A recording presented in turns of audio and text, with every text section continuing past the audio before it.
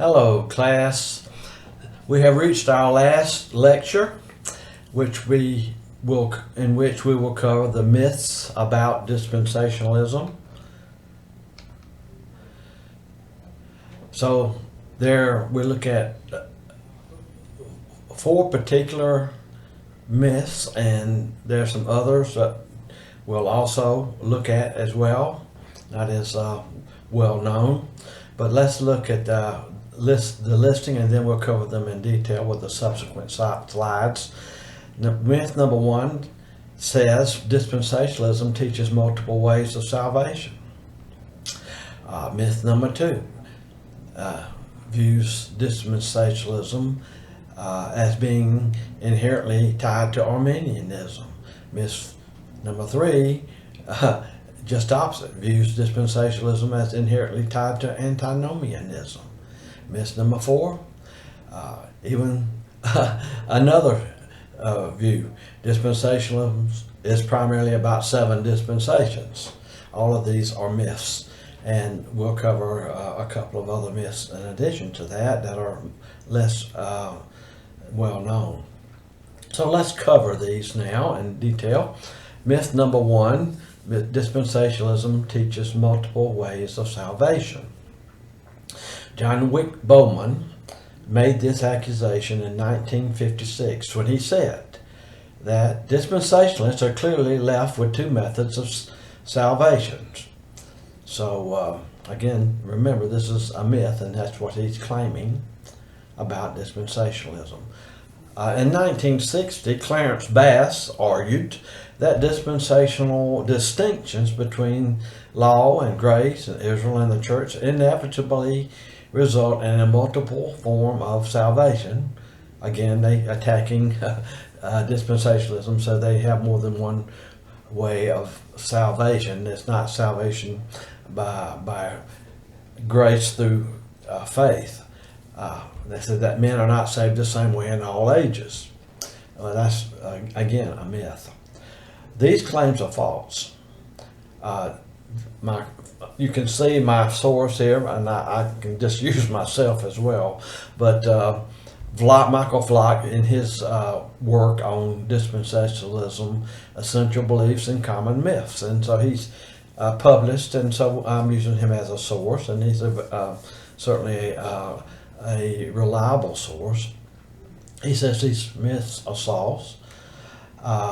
Much of the debate centered on a note concerning John 1:17 in the 1909 Scofield Reference Bible, and so that's what they're looking at this note, and so they make some conclusions that are not true.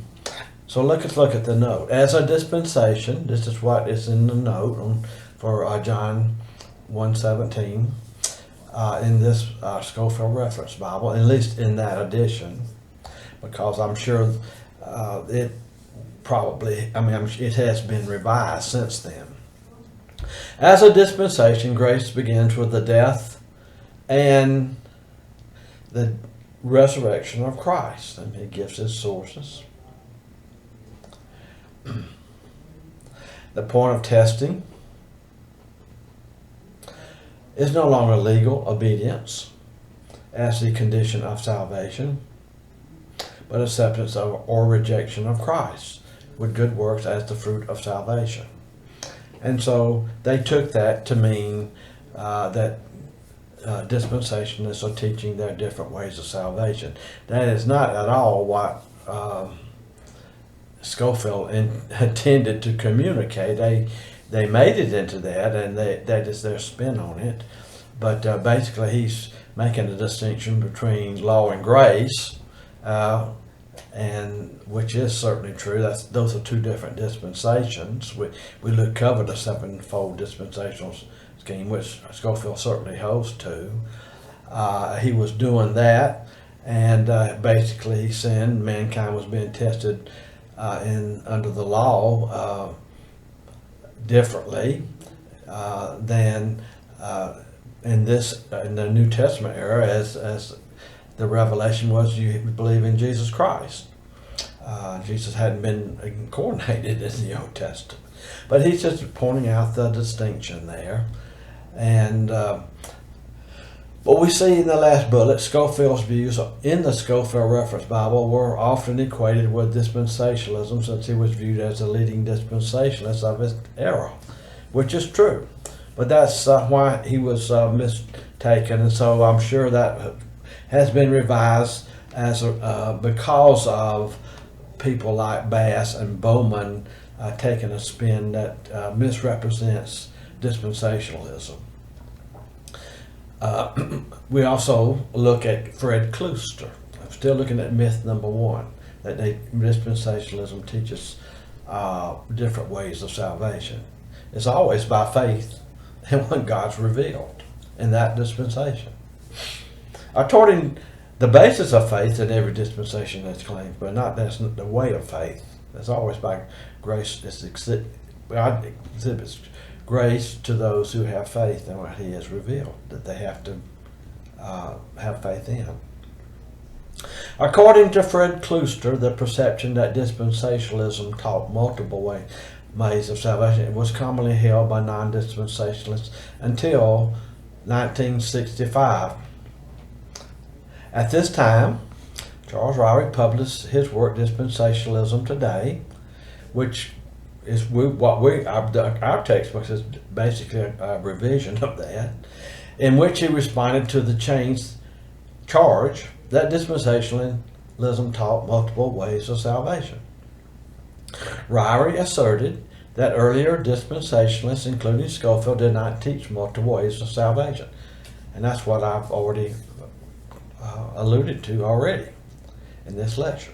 Rather, they made unguarded statements that would have been more carefully worded if they were being made in the light of today's debate. Ryrie also called on non-dispensationalists to acknowledge the significant change in a new Scofield Reference Bible regarding John 1:17, in which the controversial wording was removed and a clear statement of one way of salvation was affirmed. So again, Scofield never intended it to be that. They spun it that way, so they made the wording change so that there would not be any confusion whatsoever. Myth number two. Dispensationalism is inherently tied to Arminianism. This myth alleges that dispensationalism at its core is opposed to Calvinism.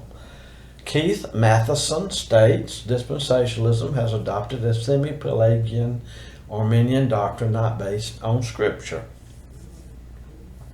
John Gerstner viewed dispensationalism as inherently anti-Calvinistic and accused dispensationalism of denying all 5 points of Calvinism. Moreover, he says, in its views of the creation of man, the fall, the atonement, soteriology, and eschatology, this system is a variation of the Arminian system.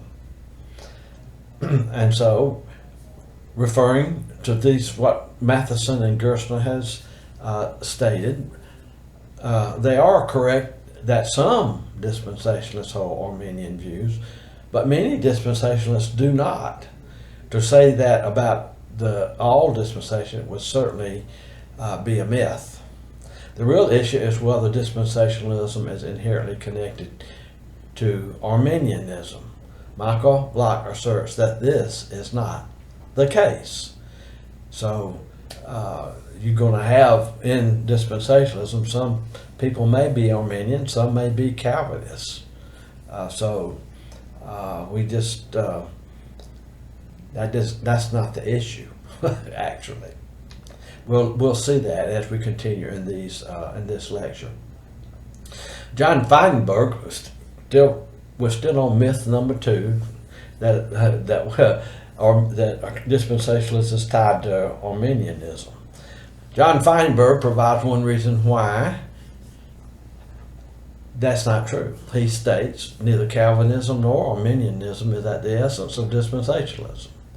This matter is not at the essence of dispensationalism, because Calvinism and Arminianism are very important in regard to the concept of God, man, sin, and salvation. Dispensationalism becomes very important in regard to ecclesiology and eschatology, but it's not really about those other areas. So eschatology and ecclesiology is more the issue with dispensationalism. A distinction between Israel and the church is ecclesiology, eschatology, the pre-trib, premillennial view. Now look at the second book. Although some dispensationalists have Arminian tendencies, there are also dispensationalists who are Calvinists, even 5-point Calvinists.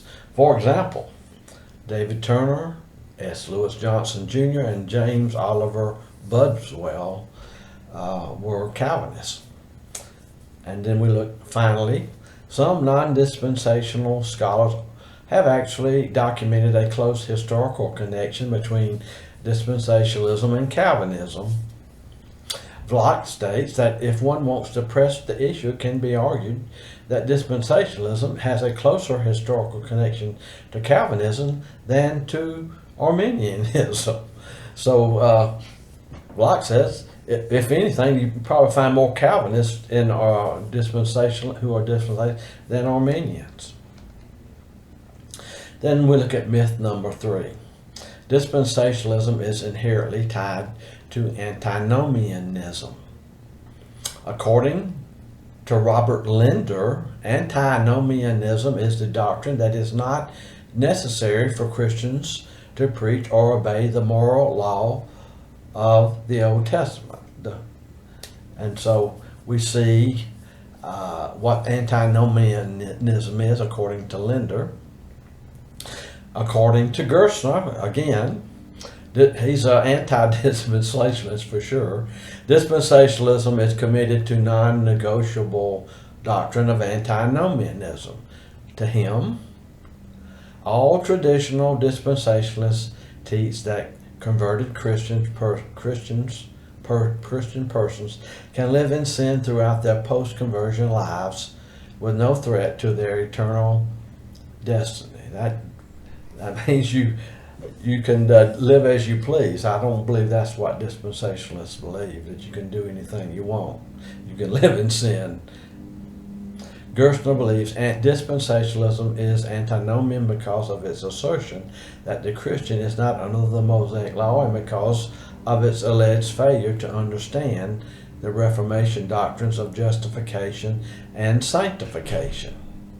So we, again, failed to see the distinction between law and grace and those dispensation as Gerstner, and that we're only justified by our faith in this era, in our dispensation, in Jesus Christ. And God justified others, such as Abraham, and because of his faith in God's promises. And so we know how justification is understood, but he's misrepresenting dispensationalism. We continue to look at this myth that dispensationalists are antinomian and you could live any way you want, live in sin. Although most dispensationalists claim that Christians today are not under the Mosaic law, which I just was stating, they do not assert that Christians are without any law.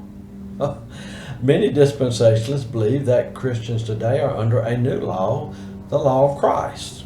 We see that in the New Testament, in which the moral laws of God are communicated. According to Wayne Strickland, the law of Christ is the new covenant counterpart to the Mosaic law, just as the Mosaic law was normative for the Jew in the Old Testament.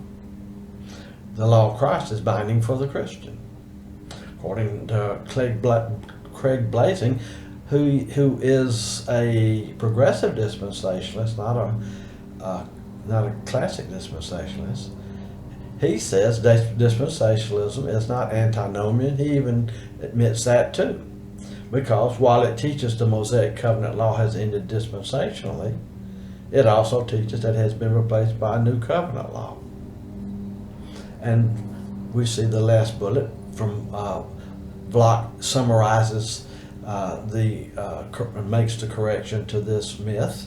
It is not accurate to charge dispensationalism with teaching Christians today have no law or that Christians can sin with no worry.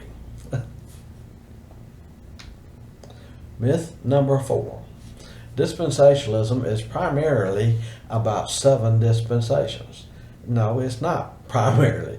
There are those dispensations who hold to a 7-fold dispensational within the breadth of Scripture, but not all dispensations even agree that there's 7. There could be others, such as Rory, didn't hold to 7.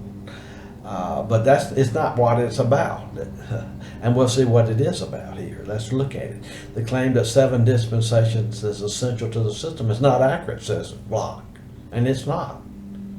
This is not a distinguishing characteristic of dispensationalism, since all Christians believe in dispensations.